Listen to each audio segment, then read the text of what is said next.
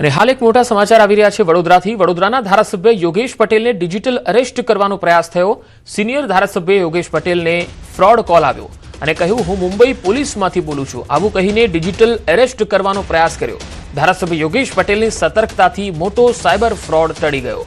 Cyber ઠગે નોટિસની વાત કરી ધારાસભ્યને ડરાવવાનો પ્રયાસ કર્યો। ગુજરાતીમાં વાત કરતા ધારાસભ્યને શંકા ગઈ। ધારાસભ્યએ તું જે સ્કૂલમાં ભણ્યો છે એનો હું પ્રિન્સિપાલ રહી ચૂક્યો છે એવું કહેતા જ સાયબર ઠગે ફોન કાપી નાખ્યો। કોલ પર દેખાતો મુંબઈ પોલીસનો લોગો પણ ખોટો નીકળ્યો। ઘટનાની જાણ પોલીસ કમિશનર અને ગૃહ રાજ્યમંત્રી હર્ષ સંઘવીને પણ કરવામાં આવી છે।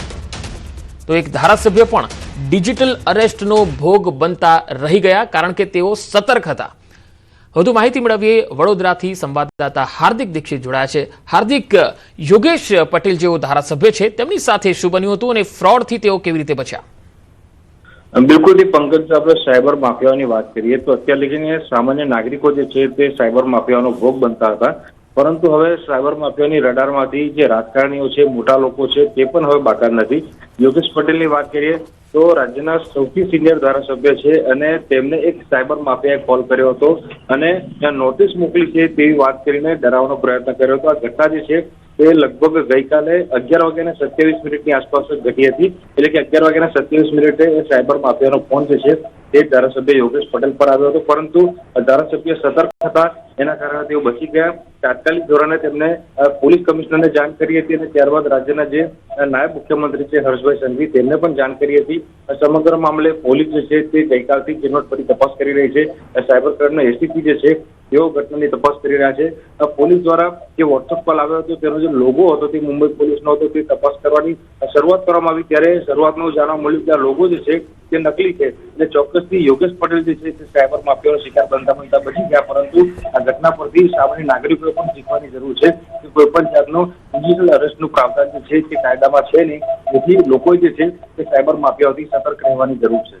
હાર્દિક, જ્યારે જે નંબરથી વોટ્સઅપ કોલ આવ્યો છે, પોલીસ આવા કેસમાં કઈ રીતે તપાસ કરતી હોય છે? કારણ કે વોટ્સઅપમાં એ વ્યક્તિ ગમે તે પ્રોફાઇલ ફોટો મૂકી દેતો હોય છે અને પછી એ ફોન લાગતો નથી, ત્યારે પોલીસ આવા કિસ્સામાં તપાસ કઈ રીતે કરે છે? આરોપીને પકડે છે ખરી? બિલકુલ, જો ઘણા એવા કિસ્સા જે છે તે સામે આવી ચૂક્યા છે ભૂતકાળમાં કે પોલીસ જે છે તે આ પ્રકારના સાયબર માફિયાઓ સુધી પહોંચી પણ છે।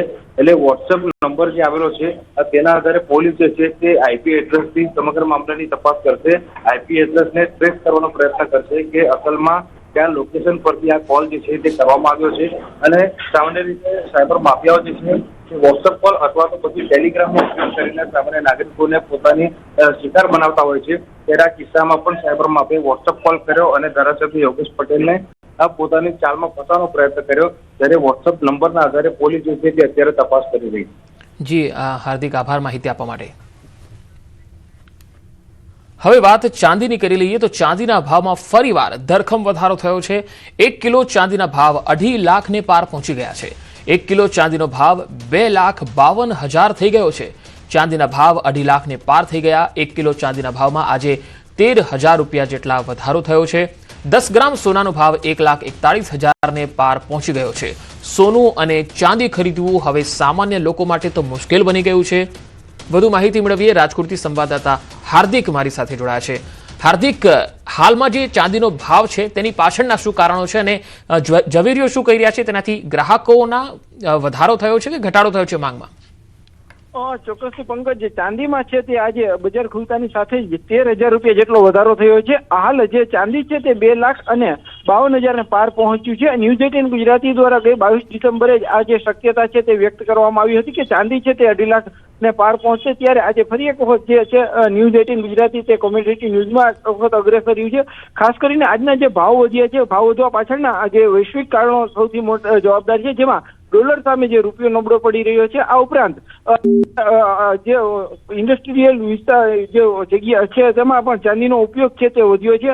આ સિવાયના અનેક વૈશ્વિક કારણો એવા જવાબદાર છે કે જેના કારણે ચાંદીના ભાવ વધ્યા છે અને હજુ આગામી દિવસોમાં પણ આ તેજી છે તે યથાવત રહેવું જે છે ઝવેરીઓ કહી રહ્યા છે। ખાસ કરીને રાજકોટની ચાંદી બજાર છે તે દેશભરમાં વખણાય છે। અહીંની જે ચાંદીના દાગીના છે તે દેશના અલગ અલગ રાજ્યોમાં જતા હોય છે, ત્યારે ક્યાંક ચાંદીના ભાવ વધતા ગ્રાહકો પણ ઘટ્યા છે અને ક્યાંક ચાંદી બજારમાં પણ ક્યાંક અત્યારે મંદી જેવો માહોલ જોવા મળી રહ્યો છે। જી હાર્દિક, આભાર માહિતી આપવા માટે। તો ચાંદીનો ભાવ જે રીતે વધી રહ્યો છે ખૂબ જ મુશ્કેલ થઈ ગયું છે